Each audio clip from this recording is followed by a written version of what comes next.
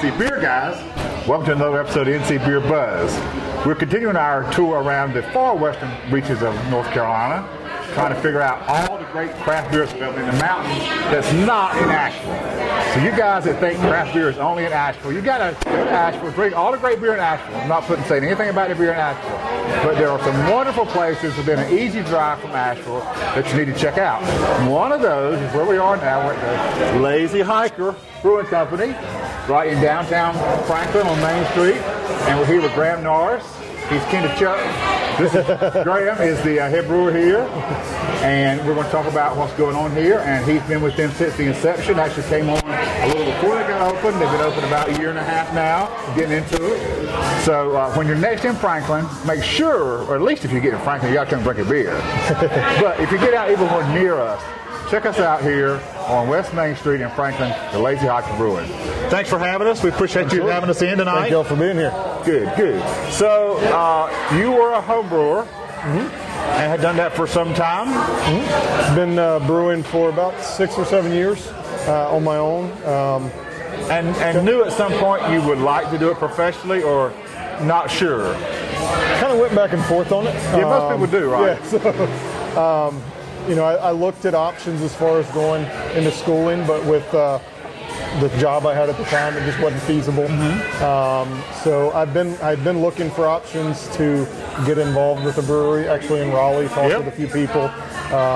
And then but you said Franklin is home. This is home. Correct, yeah. So you're a homeboy come home. Correct, yeah. Came back here in 2012. Okay. And just always loved Franklin. So as I heard about this getting up in the planning phases. Now, did you know some of the guys from, are they hometown people are doing behind this? There are quite a few, actually. Yeah, we've got about 32 investors. Okay, so it's a kind of a consortium, for lack of a better word. Yeah. I mean. So there's no one person that has a whole lot of money involved. It's a whole lot of people who wanted to see something really cool happen in Franklin and got behind it. So because there was not a brewery here before. Correct, no.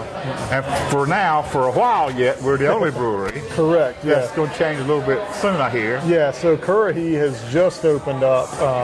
They're still feeling out their hours. I think they're opening up 7 days a week now. Okay. But they're just getting some brews under their belt. Right. And real good guys. We've been down there. Oh, good. So there's all a little bit of a good time, community instead of competition. Oh, yeah. I had to pick up some hops from them well, of course, yesterday. That's right. So what was in this location before a couple years back? What was here? So it had been vacant for about 4 years, and it was the town hall previous to that. It was also a fire station at one point. It's been the county jail, police station, all sorts of different things. So this, where we are in the tap room, used to be where fire trucks pulled in every single day. That door right there, door's new, but the actual opening is original. So a lot of history here. It's really neat to see people come in who maybe hadn't been to Franklin in a while, or who grew up in Franklin and say, you know, I used to pay my water bill over there. Sure. I used to, you know, work on fire trucks over there. So fun fact too, about 10 years ago, when the town decided to allow beer sales in restaurants, it was done in that room right over there. The decision was made. The decision was made in that room right over there. So, that's and 10 years later, we got a brewery on site. That's right. Yeah. So what kind of system are we brewing on here? Brewing on a 15-barrel system. Yeah. And what are the plans right now? You're only a year and a half in, so the brand's growing, getting people aware of it. The local people here know it. Can we get Lazy Hiker beer other than in this facility? Are there some local accounts? Absolutely, yes. So we're distributed through Skyland. Okay, so you are with us. So basically from Charlotte west, the westernmost 38 counties. Right. So we initially did some of our own self-distribution in kind of Waynesville West. And it just got too much for us. You know, we only had two people on the brewing staff at that time, plus a part-time person. So it was just too much for us. So we signed with Skyland back in December, and they've been taking our beer all throughout those. Now, are you packaging anything, or is it just kegs at this point? Just kegs right now. We're looking into purchasing a canning line sometime in the near future. Probably we'll go the mobile canning route for a little bit just to get started with it. But we're starting to have some of those talks right now. That's great. Yeah. Good. So is there a style that you lean toward as the brewer? Or is there a brand recognition that Lazy Hiker beer is going to be primarily this kind of beer?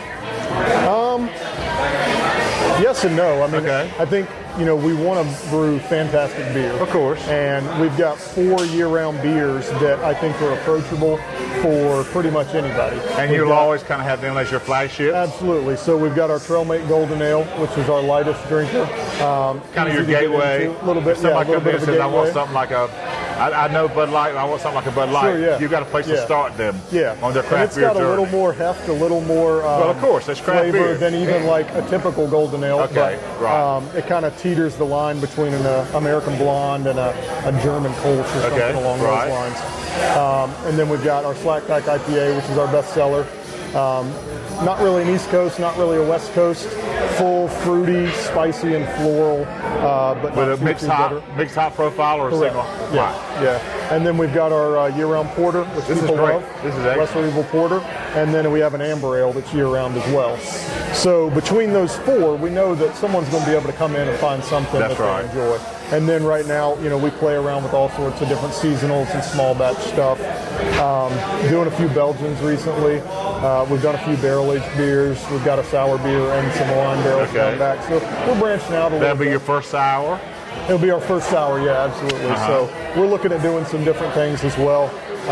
We're in the process. Do you do some small batch stuff before you do the big batches? Not yet. Not yet. Okay. So right now, everything that we've done, you're really going out there, then you're committed to a big batch. 15 barrels, and things have gone good. That's a leap of faith. Yeah, absolutely. Well, yeah, so far so good. That's great. Absolutely. So we are looking at getting a pilot system in here pretty soon. Probably something small to play on and start and do one-offs. Yeah. And we can do some one-off stuff just for the tap room. Right. And if it's something that hits well and something we like, we might scale it up to full production later on. And to test out different ingredients and stuff like that. So we'll be doing that. Within the next couple months, we'll be getting a pilot system to play around with some of those. Now, in addition to the beer, we're in a great tap room here and got a great outdoor space here. Now, we happen to be up on the stage, which obviously you have some live events here, or have the capacity for it. Yeah. You got music in pretty often or not? Absolutely. Every Saturday we have music. Sometimes more often than that, but at least every Saturday we have music. Most of the time it's inside. At least once a month we do it out back on our outdoor stage. Okay. And open up the brewery. And there can't be that many live venues for music in the town. There's not a massive amount, but there's more than you would expect. Okay. I mean, 5-6 years ago, there would be like one thing going on maybe. Right. But just this past Saturday, we had music out back. Picking on the Square is always up, town at the gazebo. They had a 5K run and a big party out behind Rathskeller. Several different things going on that wouldn't have been happening a couple years ago. Right. But yeah, it's not like so let's talk about that just a minute before we close. Sure. Could you have imagined growing up here that this would be as welcomed as it is here? Because a lot of these western counties were dry not that many years ago. Yeah. I guess you knew the county when it was dry, or not, I assume. Yeah, absolutely. Yeah, so, when I was growing up, I guess the county wasn't dry from what I remember, but there were no beer sales in restaurants, no liquor sales, or anything like that. In fact, the Rathskeller right downtown on the back street were about the only people in town that had beer, and they basically had a donation cup for several years. That's right. And you could come in and just give a donation and have a draft beer. Right. But you've come so far, and the mentality has changed so much. Absolutely. Yeah. And so much of that is often due to the recognition of the economic drivers. I mean, look what you're bringing into town by being here. You took an old facility, renovated it, made it useful again, and then you're bringing somebody, you're giving a place to come, to a reason to come to Franklin. Absolutely. Beer vacations are a big deal these days. Yeah, I mean, we see a lot of tourists come in. We see a lot of people coming back to Franklin and saying, man, I wish this was the way it was when I was here.